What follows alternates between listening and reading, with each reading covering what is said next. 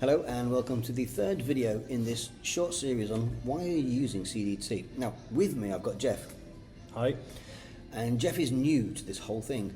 He was introduced to it by me via the university where we teach and also another lady called Louise who you've met in the other videos. Now, so the idea is that Jeff being at the beginning of his journey in CDT, I want to know really what attracts him, rather than Sean, who's been doing it for 5 years, what attracted him. Okay, so this is a different perspective. It'll be a shorter video, hopefully, Jeff, and we'll just go through these questions that I have here. ChatGPT didn't write these ones. All right, let's start off, Jeff. So what first drew you to constructive development theory and also dynamic intelligence? I was struck by some of the things you were saying in class and the fact and the way you were kind of rounding them off and bringing them into everyday real-time life experiences, and I thought that was really interesting. And it also touched on the psychological side of things, which I'm quite interested in. So trying to bring that CDT, after reading upon your PhD and the conversations we've had, I thought actually bringing in CDT into everyday life and into my own life seemed to be a positive and the next step forward. That's a good thing. Now, from that perspective, you're also looking at next level coaching, real-time modelling, potentially the care model. We're not really going to touch on those too much, but let's go through the questions. So, can you recall your initial reaction to CDT? I mean, I remember it when we were 2 years ago. If you want me to explain it to... Yeah. So the idea was that I was teaching a lecture, and I asked the apprentices a question, and then I asked one particular apprentice what sounded like a different question, and Jeff came up to me after the lecture and said, "Darren, I know what you do." I said, "What do I do, Jeff?" He says, "You ask everybody a question, then you ask Billy this completely different question."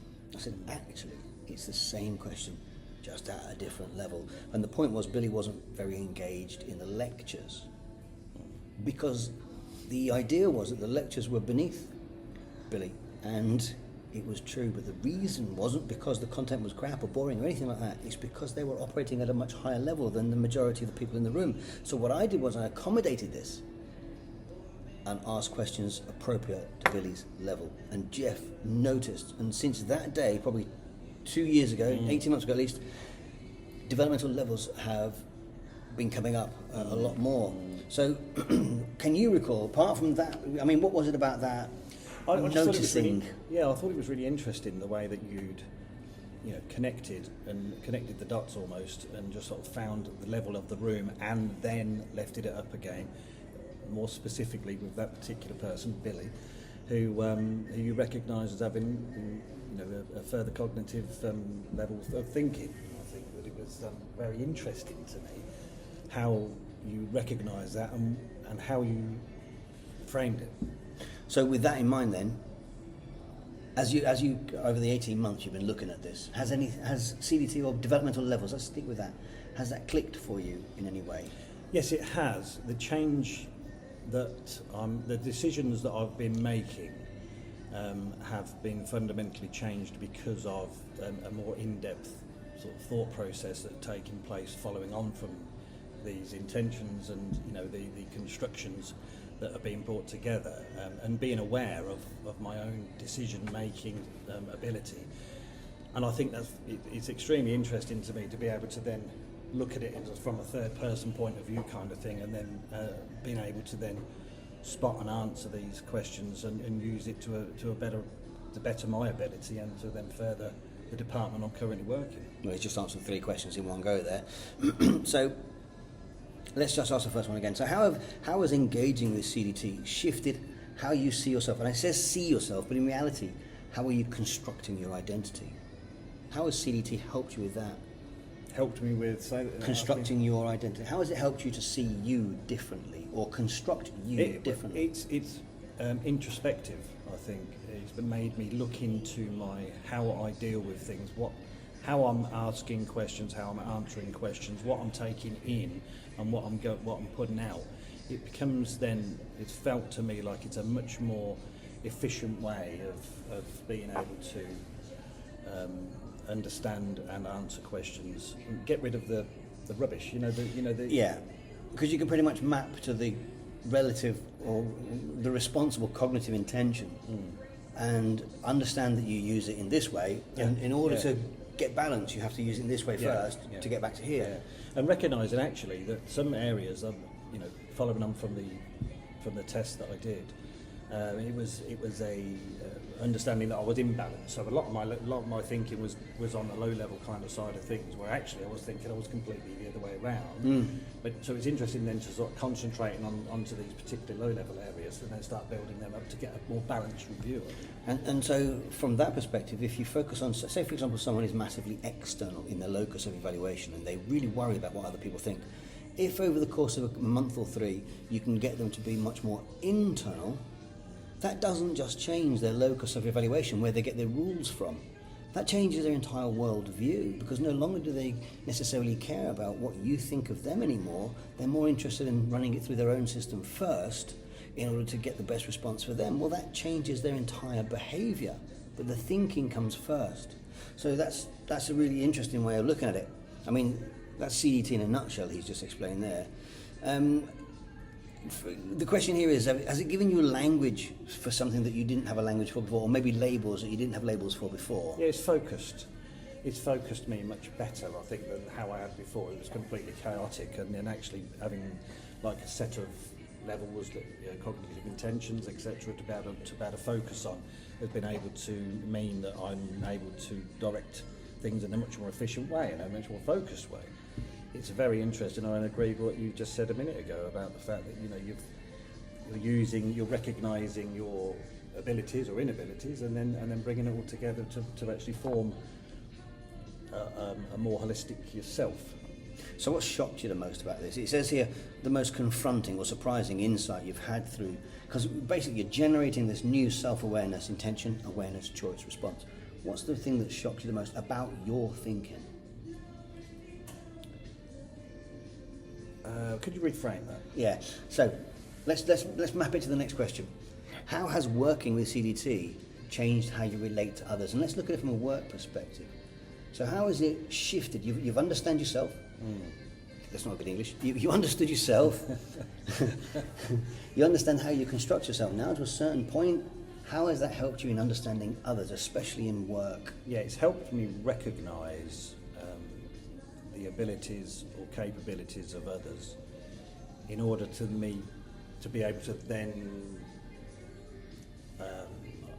help with their levels of complexity when asking them to achieve something. So actually, if I feel as though they're working at a higher level, then you can adjust accordingly and ask them to do further or more in-depth analysis or data analysis on a particular area, rather than somebody else that you could. But if recognising those different levels, I think that helps entirely. Agreed. And for me, that does give a language and a framework within which to work for the people around you. So you notice when other people are not getting it, and you adapt accordingly. So that is real-time modelling. And I know we use RTM in the coaching environment, but Jeff and I were talking earlier, and I think that there's an argument for real-time modelling in everyday communication. Watch out for that video coming up. Yeah. Absolutely, yeah. So it's recognising that position, though, isn't it? Your real-time modelling, you've got to know at that particular moment, haven't you, and taking in the data and pushing it out again. But yeah, and it also still falls under the premise that if you're this level, you can do it to everybody, but if you're this level, you won't actually see. No, you won't be able to see it. Patterns. No, you wouldn't. Yeah, so it all ties in quite nicely. It's like I've written this before.